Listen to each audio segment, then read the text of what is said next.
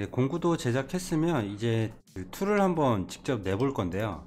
일단 뭐 2D라든지 어떤 거라든지 뭐 크게 상관없이 2D, 얘는 말씀드린 것처럼 2D 가공이기 때문에 2D에서만 풀패스를 내시면 됩니다. 3D로도 내도 되는데 뭐 굳이 그렇게 할 필요가 없으니까 2D로만 내시면 되고, 전에 말씀드린 것처럼 위에 황색 툴, 그리고 밑에 뭐 짜잘짜잘한 컨처, 뭐 페이스, 뭐 이런 것들이 있는데, 저는 소재를 지금 여유를 안 뒀기 때문에 페이스 작업은 따로 하지는 않을 거예요.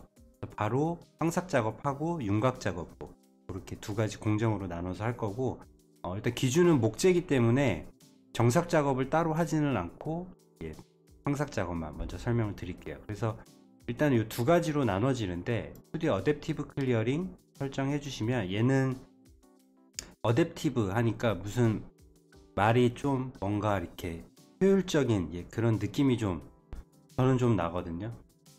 여러분은 어떠실지 모르겠지만, 일반적으로는 이 포켓이라는 게 뭐 몇 년 전까지는 계속 이 포켓이라는 개념만 있었고, 이 어댑티브 클리어링이라는 개념은 최근 들어서, 최근까지는 아니고 이제 널리 사용하게 된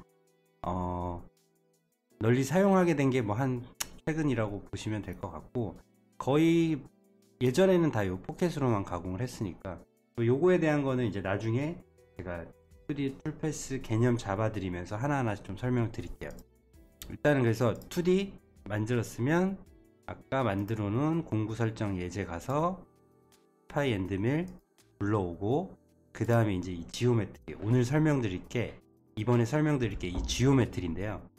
얘는 이제 어디를 가공할 거냐를 알려주는 거예요, 캠에다가. 그래서 나는 여기를 가공하고 싶다, 그래서 그 부분을 정확하게 찝어주는 거고, 어댑티브 클리어링과 포켓은 어떤 면을 선택해도 되고요, 혹은 어떤 구간을 선택을 해주셔도 둘 다 작동을 합니다, 이렇게. 근데 뭐 포켓이니까 면을 선택해 주는 게 아무래도 정확하겠죠. 그래서 면을 선택해 주신 다음에 확인을 눌러 주시면 이렇게 포켓 가공이 이렇게 이루어집니다. 근데 보시면 이렇게 조금 살이 남아 있잖아요. 요거는 뭐 나중에 제가 짚어 드리기는 할 건데, 일단 개념만 아시고 가시면 패스에서 스톡 투 리브라 그래서 가공 여유량, 요거를 체크 해제해 주시면 가공 여유 없이 이렇게 가공을 하실 수가 있어요.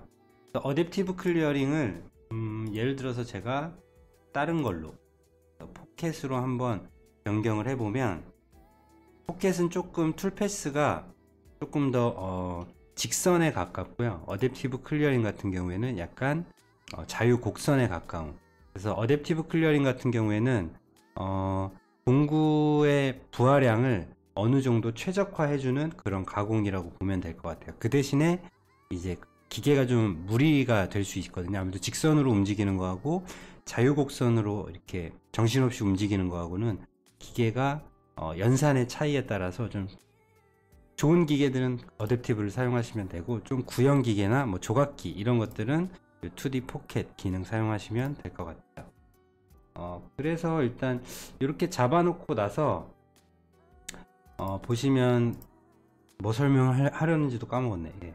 그 지오메트리에 대해서 설명을 드렸죠.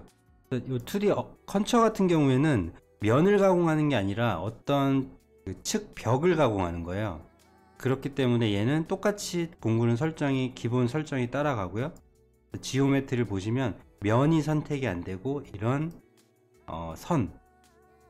선만 선택이 돼요. 선을 선택을 하고 확인을 누르면 이 선을 이렇게 한 바퀴 돌아주는, 그래서 보통 뭐 윤곽 가공이라 그래서 이 면에 윤곽을 가공하는 윤곽 가공이라고도 표현을 하고, 포켓은 어떤 넓은 영역을 가공할 때 사용하는 게 이제 어댑티브 혹은 포켓이라고 보시면 될 것 같아요.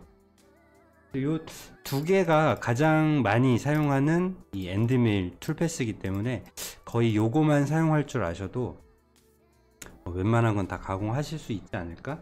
그렇게 생각이 되네요.